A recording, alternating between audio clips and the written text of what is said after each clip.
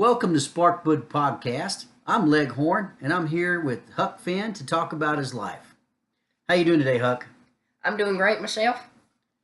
Yeah, I've been looking at your book here. It seems to be about your life. Is that correct? Yes, sir. Tell us a little bit about the book.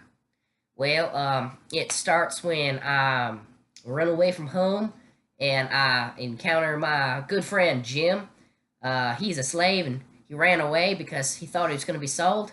And so we made our way up the river and I was going to help free him. And some stuff happened. Okay, so you're going to help free Jim, huh? Yeah.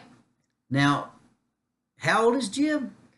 Jim was like 30 something back then. I don't know what he is now. We stay in touch, but not that much. Okay, well, that's a little peculiar for at that particular time an adult slave and a friendship between a young white male. Can you explain a little bit about that? Well, we were both surviving, and we got together, and I kind of realized there's not much difference between us and them. Um, they're true men inside, and I could tell that when I was adventuring with him. He was a good man, and I knew I could not turn my back on him.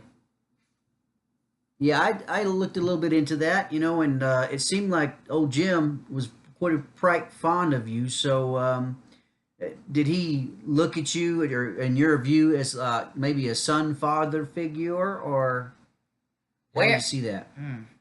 he took care of me, and I took care of him, and I got him out of there. He was a really nice guy. I don't know how his perspective was exactly, but uh, he was really kind, and he kind of helped me out all the way. He said I was the only white man that ever kept his promise. Now, being that this your book takes place in around 1840, That's correct. back at that particular time, there was a lot of tension between the states Yes. and the federal government, which is a government of all the states. The federal government. Right. Okay.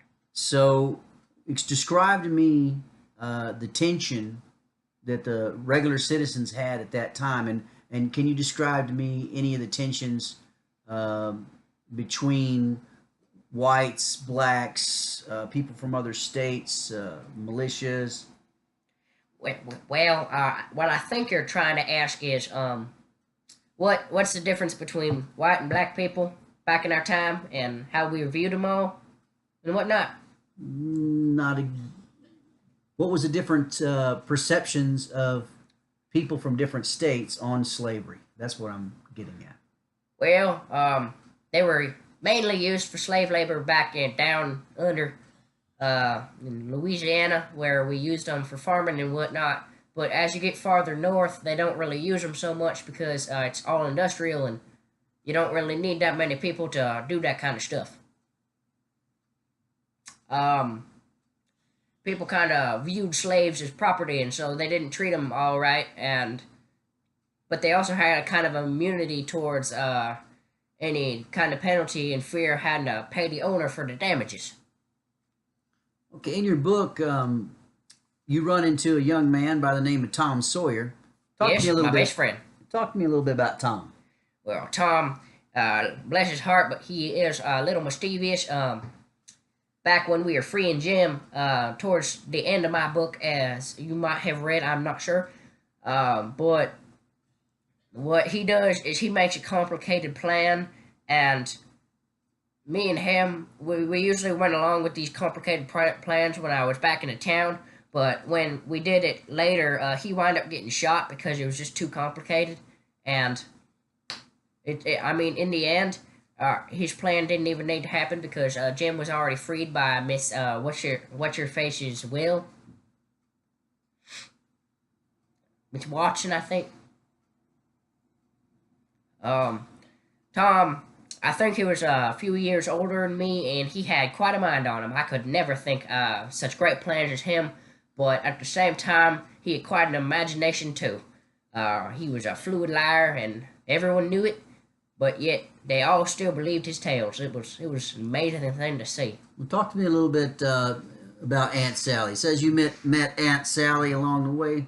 Talk to me a little bit about her. Well, Aunt Sally is Tom's mom, and what happened is, as I was going down the river to free Jim, we met this mean, weird couple of men called the King and the Duke, and they were conning people saying that they were King and Duke, and basically, as we got up the road after their stuff started going south, we split up a little bit, and the King sold my boy Jim for $40.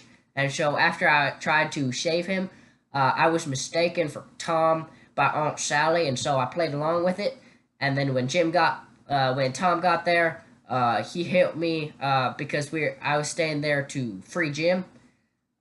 She's a real nice lady, and she's very hospitable to strangers and whatnot.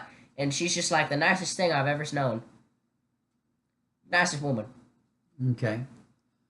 Now, you said that she mistaken you for Tom. So what was Tom's relationship to his mother? Aunt Sally was his mother. No, Aunt Sally was not his mother. She was like a mother.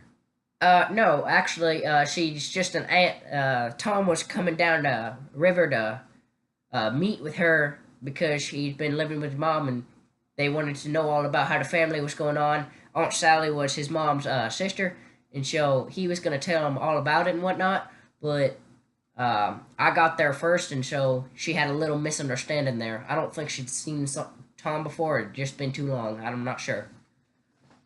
Now, it says in your book that Aunt Sally wound up treating Jim very well and caring for Tom and offered to actually adopt you. Tell me a little bit about that. Well, you see, when Tom's plan went absolutely, completely off the rails, he actually got shot in the leg, and so Jim wound up giving himself up so he could get a doctor and whatnot to save Tom. And so she saw that as one of the greatest things he could have done, and was very thankful that she had just saved her little cousin's nephew's life. And she was nice to me as well because I was a good friend of Tom's, and I was doing such a nice thing to be friends with him all the time and be able to put up with every crazy little thing and helping him along as well. Now, you mentioned in your book that you were not fond of people trying to civilize you, and you were thinking about leaving for the West.